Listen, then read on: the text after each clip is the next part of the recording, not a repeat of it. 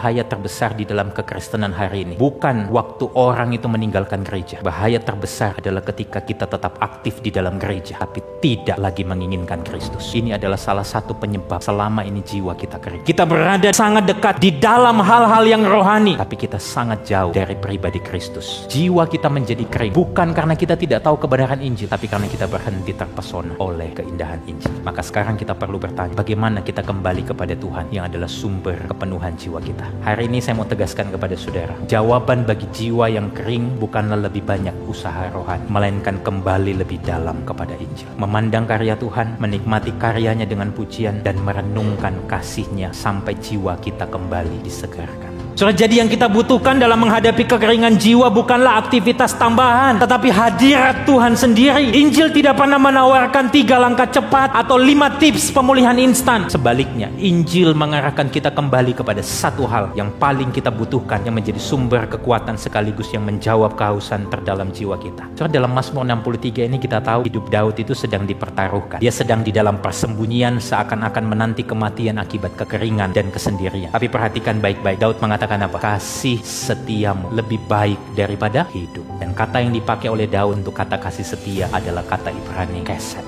Kata keset secara literal ini berarti tentang perjanjian Allah yang penuh kasih. Ini bicara tentang apa? Kasih setia Tuhan bukanlah kasih yang mudah berubah, tapi kasih setia yang teguh, yang tidak tergoyahkan. Ini sebuah komitmen kasih Allah yang kokoh, yang tetap ada bahkan waktu kita gagal, kita jatuh dan lemah. Kasih setia Tuhan tetap memegang teguh hidup kita selama-lamanya. Kalau Daud sekalipun jatuh di dalam dosa, tetap bisa melihat kasih setia Tuhan dan punya keyakinan di dalam. Pertanyaannya hari ini, bagaimana kebenaran yang sama dapat meneguhkan keyakinan kita hari ini? Jawabannya, karena kita sudah melihat tentang raja yang lain. Ada seorang raja yang hidupnya senantiasa mengasihi Tuhan, segenap hatinya diberikan, tapi dia justru menerima murka Allah. Kita kenal dia adalah raja yang sempurna, yang seharusnya menerima mahkota kemuliaan, tapi justru dia mengenakan mahkota duri. Kita tahu dia sang air kehidupan yang memberi kehidupan kepada manusia, tapi justru pernah berseru, aku haus. Dan di mana ini semua terjadi? Di atas salib. Yesus sebagai raja di atas segala raja menderita rasa haus yang tidak tertahankan, supaya hari ini jiwa kita dipuaskan oleh kasih-Nya. Supaya hari ini waktu saudara mengalami kekeringan, kekecewaan, pergumulan, saudara tidak pernah ditinggalkan dan saudara bisa hidup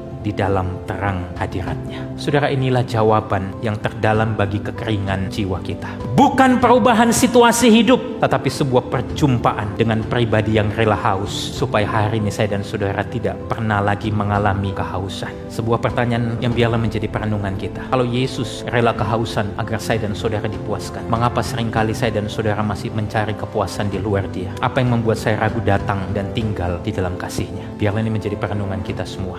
Orang berinjil menemukan bahwa hanya Kristus yang cukup bagi jiwanya, sehingga berhenti mencari kepuasan dalam hal-hal yang fana dan sementara di dalam dunia ini. Inilah kebenaran Injil yang perlu saya dan saudara dengar di tengah-tengah kekeringan jiwa yang mungkin kita hadapi. Sekali lagi beri kemuliaan untuk Tuhan kita.